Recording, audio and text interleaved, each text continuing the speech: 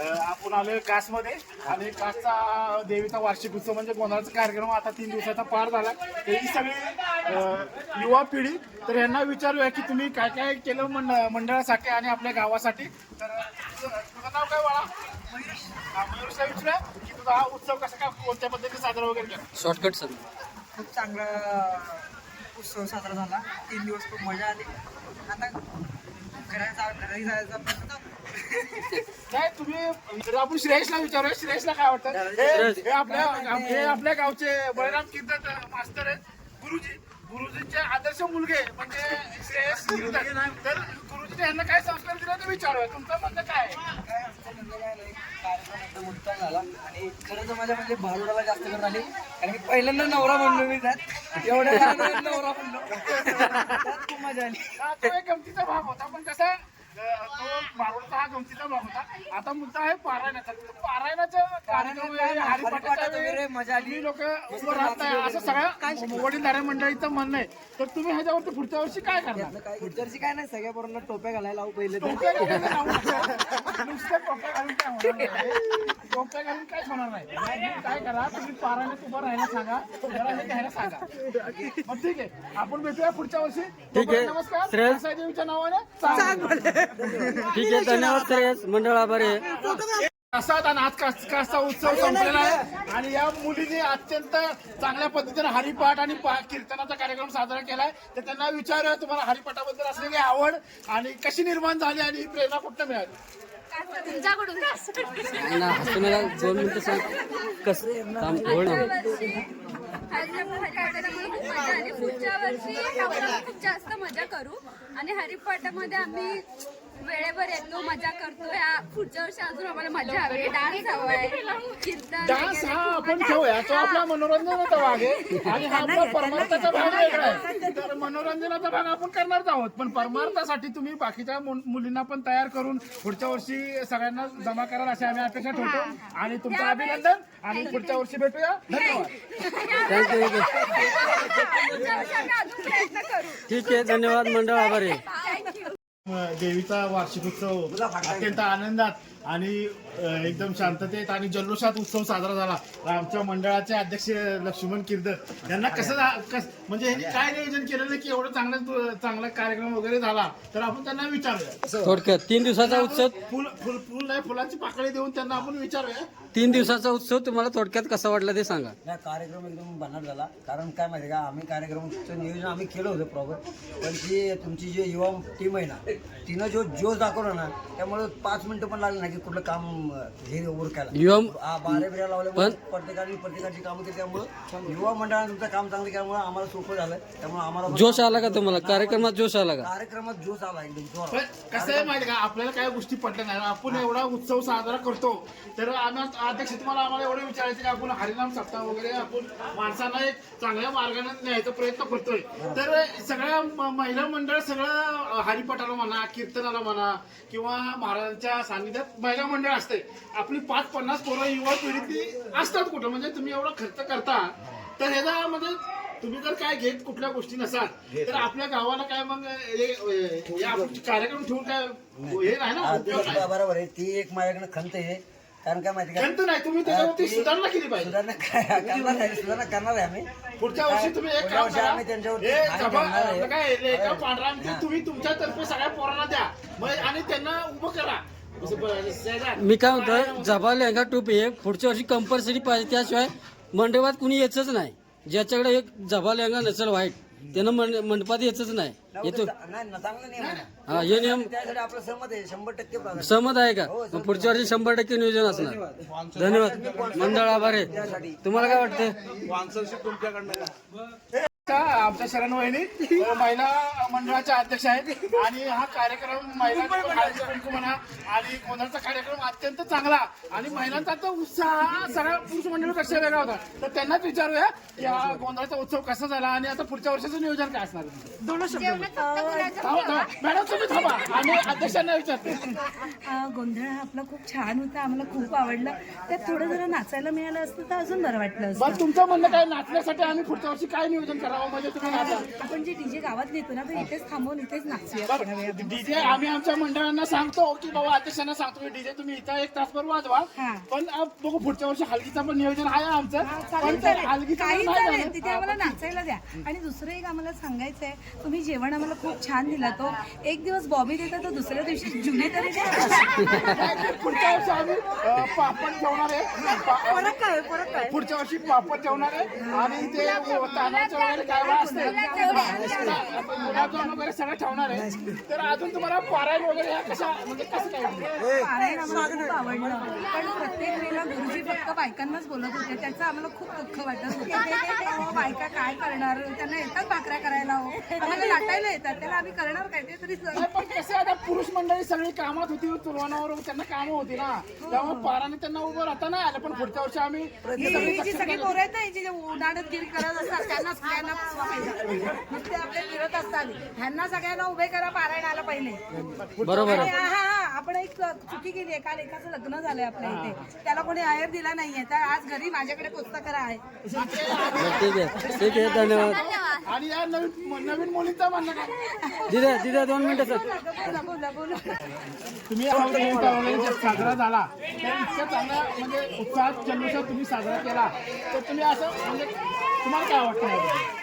काय नाही, सगळ्यांनी चांगलं राहावं, नीट व्यवस्थित राहावं, सगळ्यांनी चांगलं वागलं पाहिजे आणि पुढे काहीतरी चांगलं केलं पाहिजे आणि संस्कार सगळ्या मुलांना चांगले दिले पाहिजे. संस्कार दिले पाहिजे तुमचं म्हणणं आम्हाला पटतंय, पण संस्कार हे तुम्ही दिले पाहिजे मुलांना. कारण मुलांना डायरेक्ट आपोआप संस्कार येणार नाहीत, तर तुम्ही ते संस्कार दिले पाहिजे. बरं तुम्ही विचारा, बोला तुम्ही,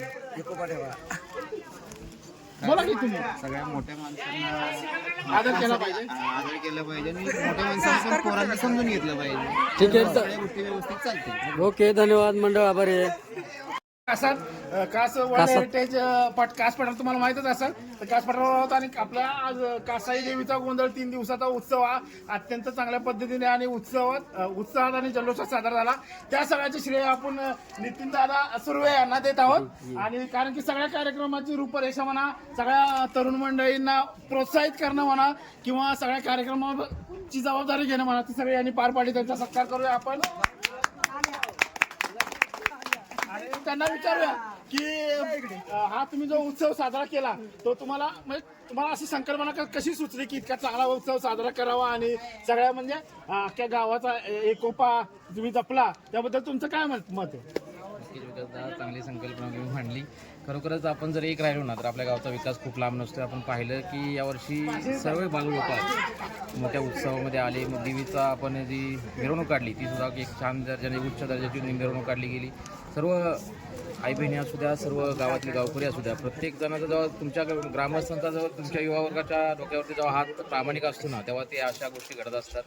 त्यामुळे एक चांगला युवानी एकत्र येऊन आणि ग्रामस्थांनी मुलांना साथ देऊन एक चांगली साथ दिली आणि एक उत्सव म्हणजे भरपूर वर्षांतर विकास आपण जन्माला आल्यापासून एवढा मोठा उत्सव कधी झाला नव्हता. यावर्षी 2026 मध्ये कास गावाने केला. जागतिक वारसा हक्क कासला मिळालाय. आपल्याला ही अभिमानाची गोष्ट आहे आणि कास जगाच्या पाठीवर असताना आज आपल्या गावाचे किरकोळ विषय म्हणा किंवा देव म्हणा हे तुम्ही मिटवण्याचा प्रयत्न कराल अशा मी अपेक्षा करतो.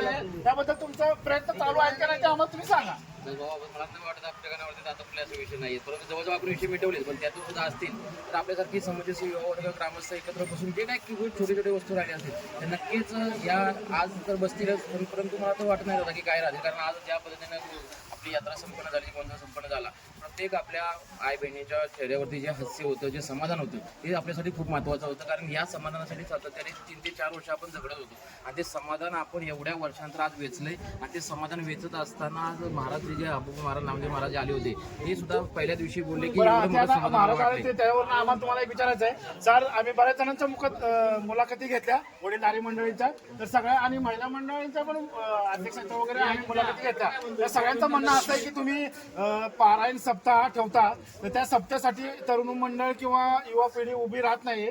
तर सगळी मंडळी बाहेर असते आणि महिलाच असतात फक्त. तर तुम्ही हा उत्सव साजरा करत असता, तुम्ही परमार्थ करत असता आणि वारकरी संप्रदायाची एक वाट तुम्ही जी गावाला दाखवलेली आहे ती वाट अखंडपणे चालत राहावी असं सगळ्यांचं मत आहे. पण सगळ्या युवा पिढीनं किमान हरिपाठाला तरी उपस्थित राहून हरिपाठाचा आनंद, ज्ञानेश्वर महाराजांची गाथा किंवा तुकाराम महाराजांचे अभंग वाचून आपल्या जीवनाचं कल्याण करावं असं आम्हाला वाटतं. तर तुम्ही पुढच्या वर्षी याबद्दल काय काळजी घेणार? की तुम्ही म्हणलं खरोखर याची खंत आम्हाला वाटत होती, कारण मुलं सुद्धा आज भीती होती सर्व, कारण प्रत्येकाला कामाचं नियोजन दिलं होतं आणि प्रत्येकजण कामाच्या नियोजनामध्ये होता. परंतु पुढच्या वर्षी आम्ही सर्व मुलांना तुम्हाला ग्वाही देतो की एका ड्रेस कोडमध्ये 3 दिवस मुलं दिसणार. ज्या पद्धतीने देवीचा उत्सव आहे त्या पद्धतीने उत्सव होणार आणि प्रत्येक मुलगा हा म्हणजे पुढच्या वर्षी जागा पूर्ण नाही, प्रत्येकाची जबाबदारी घेऊन जसं यावर्षी प्लॅनिंग करून सगळ्या गोष्टी केल्या. 100% विकास भाऊ तुमची पुढच्या वर्षी ह्या सर्व ग्रामस्थांची आणि महाराजांशिवाय सगळ्यांची अपेक्षा पूर्ण होईल की प्रत्येक मुलगा हा हरिपाठाला उभा राहील आणि सातत्याने 3 दिवस उभा राहील. आणि तुम्ही नक्कीच काळजी घ्याल आम्हाला अपेक्षा आहे. आणि दुसरा मुद्दा असा आहे की महिला मंडळींचं सगळ्यांचं म्हणणं होतं की तुम्ही जो काय डीजे वगैरे काय गाण्यांचा आणि जो करमणुकीचा जो कार्यक्रम ठेवला होता तो त्यांचं म्हणणं होतं की इथं तुम्ही तासभर तरी इथं महिलांना नाचण्यासाठी वगैरे ठेवलं पाहिजे. तर त्याच्यावरती एक तुम्ही विचार करावा आणि पुढच्या वर्षी एक चांगला कार्यक्रम ठेवला पाहिजे. आणि दुसरं या वर्षीचा उत्सव हा अत्यंत खेळीमेळीत आणि उत्साहात आणि जल्लोषात झाला आणि सगळ्यांनी हरवणारी कामं आपापली जबाबदारी मान्य करून सगळ्या गोष्टी साध्य केल्या. तर पुढच्या वर्षीचं तुमचं नियोजन काय असेल आणि पुढच्या वर्षी तुम्ही काय करणार आहे? भाऊ नक्कीच आपण प्रयत्न केला की स्वतः तुम्ही पहिलं बघितलं की डीजे हा पहिला लांब होता, परंतु आपण आता तुम्ही हलगी पारंपरिक दृष्टीकडे आपण गेलो होतो की हलगीचा प्रयत्न केला, भरपूरपर्यंत हलगी आपल्याला भेटली नाही. पुढच्या वर्षी नक्कीच हलगी तर असेलच. दुसऱ्या वर्षी जरी आपण हलगी ठेवली तरी डीजे हा ठेवणार. डीजे हा शब्द जेव्हा आला तेव्हा भरपूर जणांनी आपल्याला म्हणजे डीजे ठेवू नका, परंतु आपण त्या डीजेला सांगितलं होतं फक्त देवीची गाणी लागतील आणि देवीच्या गाण्यावरती हा उत्सव होईल आणि त्या नियमानुसार एकदम चांगल्या पद्धतीचं झालं. आणि जी खंत दाखवली डीजे वगैरे हा तो लोकांनी विचार करण्याचा भाग आहे, तो वेगळ्या दृष्टिकोनातून विचार करू नये. कारण की आपला देवीचा उत्सव हा वर्षातून एकदा येत असतो आणि तो अतिशय उत्साहानं आणि जल्लोषानं आपण साजरा केला पाहिजे. कुणाला गालबोट लागणार नाही, कुणाला आपल्याकडून काही चुकीचं वर्तन होणार नाही, या पद्धतीनं आपला आनंद लुटता आला पाहिजे, देवीचा उत्सव साजरा करता आला पाहिजे. ही सगळ्यांच्या मध्ये भावना असली पाहिजे. सगळ्यांनी एकोप्यानं आणि सगळ्यांनी मदतीनं सगळा हा उत्सव साजरा केला पाहिजे. आणि आता आपण विलास दादांना धन्यवाद मंडळावर. नितीन राज्य सहकारीचा एक मित्र आहे, तर त्यांना विचारू की पुढच्या वर्षी तुमचं नियोजन वगैरे कसं काय असणार? आता दादांनी सांगितलेलं तर आहे सर्व वगैरे, मला काय बोलायची गरजच नाही याच्यामध्ये. आपल्या देवीचं तर आता उत्सव 1 नंबर काम करायला डीजेच्या बाबतीत म्हणलं त्याच्यावरती आम्ही थोडंसं एक्सपर्ट लोकांना राय पण घेऊन वगैरे पुढच्या वेळी काय करायचं काय नाही. हलगीचं तर त्यांनी सांगितले.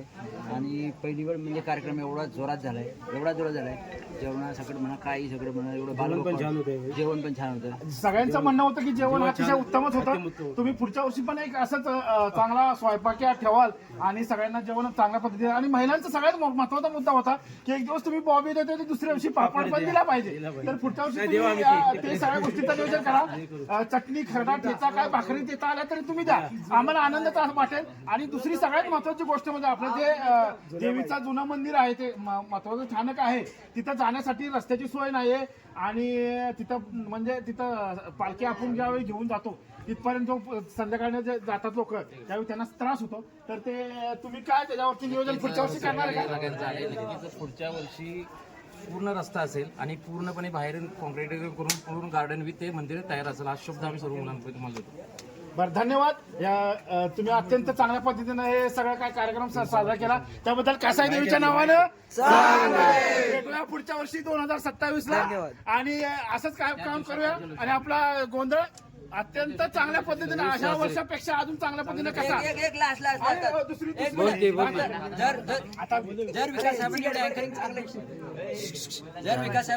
चांगले केले तर आम्हाला बी एक रिक्वेस्ट आहे ओके, म्हणजे माझ्या किंवा दादाच्या रुपये की बाबा विकास साहेबांनी बी एवढंच कोऑपरेट ठेवावं आणि पोरांनी बी एवढंच कोऑपरेट ठेवावं. ओके खरोखर मित्रांनो ह्याच्या मागचा खरा हिरो तर विकासच आहे. हे जे काही गावामध्ये ज्या काही गोष्टी होत्या त्या लांब घेण्यामध्ये युवा वर्ग पुढे आला, नंतर विकासने ज्या पद्धतीने सर्वांना सहकार्य केले. विकास भाऊ खरोखरच तुमचं कार्य खूप मोठं आहे, कारण ते तुम्ही इतके हुशार एक बिझनेसमॅन म्हणून आपल्या विभागामध्ये आहात. आज आपण पाहतोय बाहेरची हॉटेल सुद्धा आहे, परंतु एक मालक आपल्या गावामध्ये असा असतो की युवा वर्गांना एक प्रोत्साहन आणि श्रद्धास्थान म्हणून विकास भाऊ म्हणलं तरी चालेल, कारण एक चांगलं कार्य आपल्या गावामध्ये करतोय. आणि प्रत्येक ठिकाणी अध्यात्माचा एवढा अभ्यास आहे आणि प्रत्येक गोष्टीचा अभ्यास पुस्तक वाचन असू द्या, पाठण असू द्या आणि चांगलं मार्गदर्शन प्रत्येक मुलांना. विकास भाऊ तुमचं चेहऱ्यावरती समाधान खूप मोठं आहे. तुम्हाला कसं वाटतंय बाळगोपाला एकत्र राहत आहेत आणि एकत्र राहत असताना आपल्या गावची प्रगती ही आपल्या हातामध्ये आहे. नक्कीच अशी मुलं एक राहिली तर पुढे जातील. तुम्ही याच्या मागे किती मेहनत घेतली सर्व मुलांना माहिती आहे. त्याबद्दल सर्वांनी एकदा टाळ्या वाजवा विकास भाऊच्या. तुम्ही आमची जी काय स्तुती केली त्याबद्दल आम्ही नेहमी तुमचे ऋणी राहू आणि तुमच्या सगळ्यांच्या सहकार्यासाठी आम्ही कायमस्वरूपी राहूया. आणि दुसरा गोष्ट म्हणजे आपले जय किर्दत हे आमचे जय किर्दत जय भैया आम्ही यांना म्हणतो. तर हे अख्खं म्हणजे हा जो उत्सव साजरा झाला आपल्या कास गावामध्ये हा अख्ख्या महाराष्ट्रात अख्ख्या जगात पोहोचवण्याचं काम हे आमचे फोटोग्राफर रिस्टार जय भैया करत असतात. तर त्याच्यासाठी पण सगळ्यांनी टाळ्या वाजवा. म्हणजे नाचायला म्हणा, काम करायला म्हणा, नाचणारा नसणारा. आणि हा सगळ्यात महत्वाची गोष्ट म्हणजे रात्री जो कार्यक्रम होता आपला नाटकी भारुडाचा त्यामध्ये सगळ्यात आनंद घेणारा मुलगा हा जय भैया. तर त्याचं असं म्हणणं आहे की दरवर्षी तुम्ही एकच कार्यक्रम ठेवत जाऊ नका. कार्यक्रमामध्ये थोडासा बदल करा. तर त्यांना जय भैयाला विचारूया की पुढच्या वर्षी काय तुमचं तुमची काय अपेक्षा आहे? माझी एकच अपेक्षा आहे आपल्या गावामध्ये आपलंच भांडू पाहिजे. एक नंबर. नाटक त्या गावामध्ये दिसायला पाहिजे. हे आपण प्रयत्न करूया. आपण प्रयत्न करूया. पण कसं आहे सगळ्यांना कामातून आणि जबाबदारीतून वेळ मिळत नाही. पण त्यातनं पण जर वेळ मिळाला तर आपण नक्कीच एक नाटिका बसवण्याचा प्रयत्न करूया आणि तसा प्रयत्न करूया. पण तुम्ही काय पुढे तर आता सगळ्यांनी अत्यंत चांगल्या पद्धतीने कार्यक्रम साजरा केलेला आहे. असं सगळ्यांनी एकत्र राहावा. आपलं आयुष्य फक्त आपण या रंगमंचावर फक्त 80 वर्षाचे किंवा 100 वर्षाचे कलाकार आहोत. कुणीही कोणाशी भांडू नका. सगळ्यांनी एकत्र राहावा, आनंदात राहावा आणि आपल्या देवीचा उत्सव अशाच पद्धतीने साजरा करत राहावा. कसा देवीच्या नावानं भेटूया पुढच्या वर्षी 2027 ला. धन्यवाद. हुर्रे!